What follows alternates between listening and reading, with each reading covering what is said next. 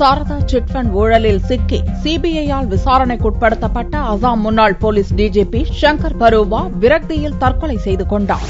கொல்கத்தாவை தலைமையிடமாக கொண்ட Saradha chit fund நிறுவனத்தில் பல்லாயிரம் கோடி ரூபாய் ஊழல் நடந்தது. மேற்கு வங்கம், ஒடிசா மாநிலங்களில் பல லட்சம் நடுத்தர மக்களை பாதிப்புக்குள்ளாக்கிய இந்த ஊழல் வழக்கு குறித்து 48 வழக்குகளை பதிவு செய்து சிபிஐ விசாரித்து வருகிறது. திரிணாமுல் காங்கிரஸ் கட்சியிலிருந்து நீக்கப்பட்ட ராஜ்யசபா எம்பி குணால் கோஷ், மேற்கு வங்க முன்னாள் டிஜிபி ரசாத் மசூம்தார் உள்ளிட்ட பல பிரபலங்கள் கைது செய்யப்பட்டனர். இவ்வழக்கு தொடர்பாக சில நாட்களுக்கு முன் அசாம் முன்னாள் டிஜிபி சங்கர் பரூவாவிடம் சிபிஐ அதிகாரிகள் கிடுக்குப்பிடி விசாரணை மேற்கொண்டனர். சிறையில் உள்ள சாரதா நிறுவன அதிபர் சுதீப்தா சென்னுடன் நெருங்கிய தொடர்பில் சங்கர் பரூவா இருந்தார். அதன் அடிப்படையில் சிபிஐ விசாரணை மேற்கொண்டதால் மனவிரக்தியில் இருந்த சங்கர் பரூவாவின் உடல்நலம் பாதிக்கப்பட்டு கவுஹாத்தியில் உள்ள மருத்துவமனையில் அனுமதிக்கப்பட்டிருந்தார். 4 நாள் சிகிச்சைக்கு பின் புதனன்று வீடு திரும்பிய சங்கர் பரூவா திடீரென துப்பாக்கியால் தன்னைத்தானே சுட்டுக் கொண்டு தற்கொலை செய்து கொண்டார். சிபிஐ அவமதிப்பை தாங்கிக் கொள்ள மனமின்றி சங்கர் பரூவா தற்கொலை செய்ததாக அவரது குடும்பத்தினர் குற்றம் சாட்டுகின்றனர்.